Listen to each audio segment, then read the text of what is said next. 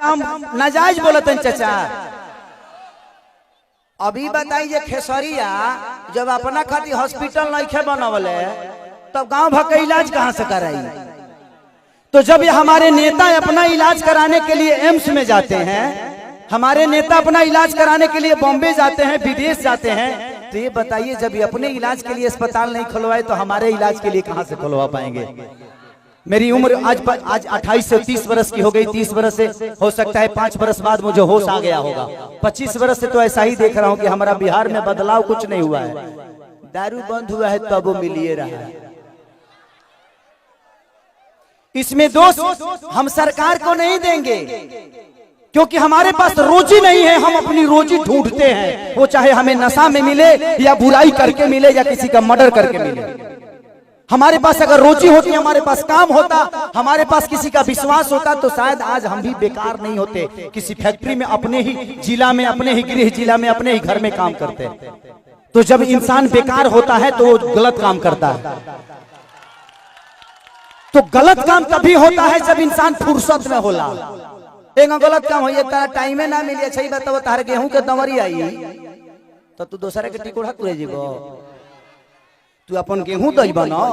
तो जब हमारे पास अपना वर्क होता, हमारे पास फैक्ट्रियां होती, तो आज हमारे भी घर की औरतें अपने पति के साथ रहती। ये अपने पति के लिए तरसती नहीं कि होली में आएंगे तो दीपावली में आएंगे। आज हम अपने बच्चों के साथ होली मनाते, दीपावली मनाते।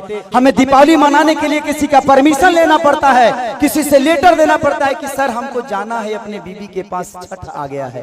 तो हमें तो त्योहार मनाने की भी आजादी नहीं मिलती है। ऐसे राज्य में हम पैदा हो गए हैं।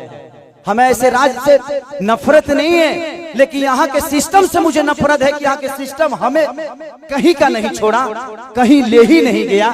इनका एक ही काम है कि जब बाढ़ आई ना, इलेक्शन के बाद हमें लो रोज मिली। अगर इलेक्शन बा जहाँ बाढ़ आई कि चिवड़ा खात खात पेट मॉल हो जाए, खूब खाए बरवा चिवड़ा। लेकिन यही इलेक्शन बीतते ही एक भी आदमी, हाँ, जो आपके दर्दों को समझता है। मैं किसी राजनेता पे उंगली नहीं उठा रहा हूँ, मैं सिस्टम पे बात कर रहा हूँ। आज अगर यहाँ फिल्म सिटी बन जाए तो मुझे लगता है कि खेसारी लाल यादव यूपी में शूट करने जाते हैं, वहां पे कम से कम 60 से 70 लाख रुपया भैया प्रोड्यूसर और डायरेक्टर यूपी सरकार को दे के आता है। वहां कम से कम 300 लोगों को रोज रोजी मिलेला। रोज कलाकार रोजी पैदा होले, रोज कलाकार काम करेले। लेकिन बिहार सरकार के कोनो चिंता नहीं है। ये बताई खेसरिया चाहे जितना भी संपत्ति बनौले बा बॉम्बे में बनौले बा, अगर वह चीज बिहार में रही तो खेसरिया का सारा संपत्ति बिहार में रही ना, हम अपना परिवार के, अपना भाई लोगों के साथ रहते तो हमके भी तकलीफ होला, हमके भी अच्छा ना लगे कि हम दूसरा शहर में जाके, दूसरा राज्य में जाके दुगो रोटी कमाता नहीं। हमके शर्म लागेला दूसरा के जगह काम करे में। लेकिन क्या करी, जब हमारे खेत बंजर हो जाए तो घर हर तो दूसरे के खेत में नहीं चलावे के पड़ी हमके। और हमारा खेत बंजर, हम किसान हो के भी इस खेत को आबाद नहीं कर पा रहे हैं, तो गलती हमारी है। गलती हमारी ये है कि हम जब इलेक्शन आता है तो खाली 2 फ्रूटी पियला के बाद तुरंत बटन दूसरा जगह चल जाता है। ये बताई खेसारी के बेटा बेटी खेसारी का लगे पैसा बा तो अमेरिका में पढ़ा दिए, लेकिन सबका लगे सक्षम तो नहीं खे ना जब अपना बेटा बेटी का अमेरिका में पढ़ाई।